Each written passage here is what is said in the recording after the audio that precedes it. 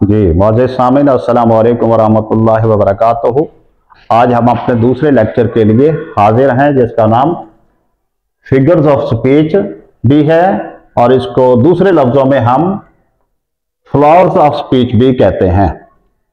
उर्दू में इसे सनाए बदाए कहा जाता है। इससे पहले कि हम अपने लेक्चर को आगे बढ़ाएं, हमें ये जानने की कोशिश करनी चाहिए कि सनाए बदाए हैं क्या। तो सनाए का लफ्ज दर हकीकत सनअत का की जमा है। सनत के मानी कारीगरी, हुनर, ये सनत की जमा है सनाए। और बदाए का लफ्ज का वाहिद है बदी। बदी का लफ्जी माना होता है हुस्न, खूबसूरती। जब कोई अदीब, कोई मुसन्निफ अपनी तहरीर में और खुसूसन बिलखसूस शायरी में लफ्जों के मानी को और लफ्जों के बनावट को और लफ्जों के हुस्न को मद्देनजर रखते हुए अपनी तहरीर को खूबसूरत बनाने की कोशिश करता है, तो उस सूरत में वो इनका सहारा लेता है। फिगर्स ऑफ स्पीच और यानी फ्लावर्स ऑफ स्पीच का सहारा लेता है, जिसको हम उर्दू में सनाए बदाए कहते हैं।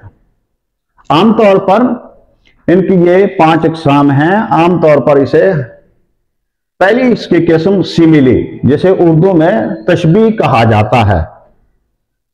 ये the comparison between two objects or ideas which are basically dissimilar, जो हकीकत में सिमिलर नहीं होते लेकिन उनके यहां यह मानी पाया जाता है कि वो डिसिमिलर होते हैं।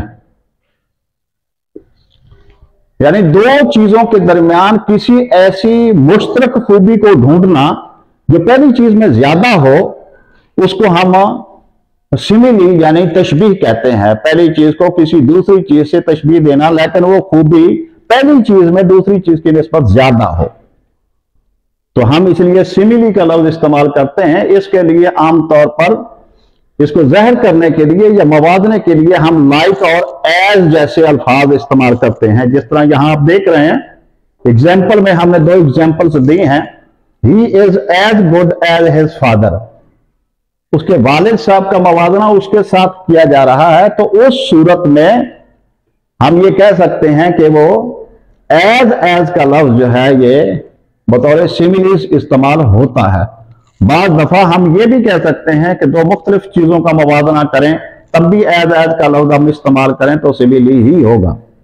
Like his teacher, he is also very competent, अपने उस्ताद की तरह लफ्ज लाइक इस्तेमाल हुआ, तो इसको हम सिमिली का ही लफ्ज तस्वर करेंगे। तो सिमिली के लिए हम एज और लाइक जैसे अल्फाजों का सहारा लेते हैं, लेकिन 2 मुख्तलिफ चीजों के दरमियान हम वजह ढूंढते हैं उसकी खूबसूरती के लिए, उसके हुस्न को बयान करने के लिए, और उस खूबी को बयान करने के लिए हम एज और लाइक का सहारा लेते हैं। दूसरी इसकी फिगर ऑफ स्पीच वो मेटाफर है।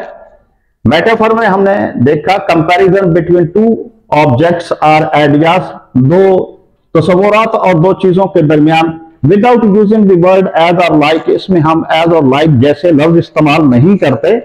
जिस तरह आपने देख रहे हैं एग्जाम्पल में, he proved a tiger in the race, वो इस दौड़ में टाइगर साबित हुआ। तो यहां हमने देखा टाइगर का मुकाबला, उसे टाइगर कहा जा रहा है, टाइगर की नस्ल और है, वो और है, लेकिन इसमें हमने एज और लाइक का सहारा नहीं लिया। His heart is a red rose, उसका दिल सुर्ख गुलाब के फूल की तरह। यहां हमने लफ्ज लाइक और एज का सहारा नहीं लिया, लेकिन दोनों में मवाजना पाया जाता है, तो इसको हम ये कहेंगे ये मेटाफर है, जिसे हम इस्तारा कहते हैं। इस्तारा का लफ्जी माना मुस्तार से है। मुस्तार के मानी है कोई चीज उधार लेना। हम किसी की खूबी को उधार लेकर अपने खूबियों में यानी वस्फ में इजाफा करते हैं, इसलिए लफ्ज हम मेटाफर इस्तेमाल करते हैं। तीसरा हमारे पास है एलिट्रेशन। एलिट्रेशन को तजनीस भी कहा जाता है। इसे हम समझने के लिए सिर्फ लफ्ज यादा इस्तेमाल कर सकते हैं। The repetition of the same letter, एक ही हर्फ होता है in the beginning of each word, जो हर लफ्ज के शुरू में आता है। यूज्ड इन अ सेंटेंस, हर वो लफ्ज जो जुमले में इस्तेमाल किया जाता है। तो जुमले में जितने भी लफ्ज इस्तेमाल किए जाते हैं उनके शुरू में एक हर्फ आता है, हम उस हर्फ को रिपीट करते हैं। जिस तरह यहां आप देख रहे हैं, Salim sells sea shells to the sellers. इसमें आपने देखा सलीम के शुरू में एस है, सेल्स के शुरू में एस है, सी शेल्स के शुरू में एस है और सेलर्स के शुरू में भी एस आता है। तो किसी भी लेटर की रेपिटेशन जो है इयादा, वो दर हकीकत एलिट्रेशन कहलाता है, जिसे हम तजनीस या इयादा कहते हैं।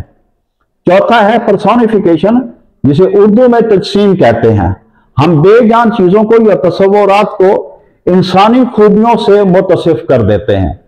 Human traits are given to some objects or ideas.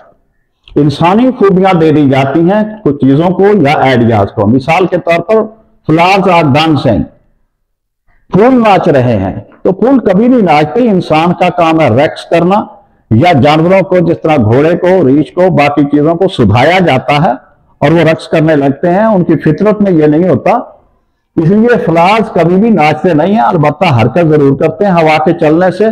तो हम ये कहते हैं ऐसी चीजें जो कि वो काम नहीं करती लेकिन उनसे वो काम लिया जाए, तो उस सूरत में हम ये कहते हैं कि ये पर्सोनिफिकेशन है, क्योंकि नाचने की खूबी जो फ्लावर्स में पाई जा रही है ये इंसानों का काम है, जबकि फूल नाच रहे हैं। तो इस सूरत में हम ये कह सकते हैं ये पर्सोनिफिकेशन है। पर्सोनिफिकेशन का आसान मानी ये है कि इंसान वाली खूबियां उठाकर किसी बेजान चीज को दे दी जाए या किसी आइडियाज को इंसान वाली खूबियों के तहत बयान किया जाए।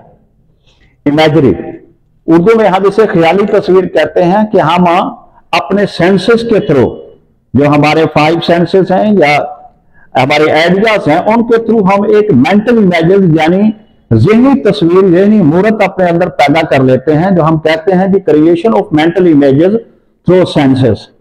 सेंसेस के जरिए जो हमारे जहन में एक ख्याली तस्वीर बन जाती है, उस तस्वीर को हम इमेजरी कहते हैं। ये हमारे 5 सेंसेस के जरिए बनती है। तो हम ये कह सकते हैं कि हम जब मिसाल लेते हैं थिक ट्री, तो उस वक्त तक हमें पता नहीं चलता जब तक हम इसे देख नहीं लेते। तो हमारी आंख काम कर रही होती है, आंख जब काम करे तो आंख देखने वाली चीज को हम विजुअल कहते हैं।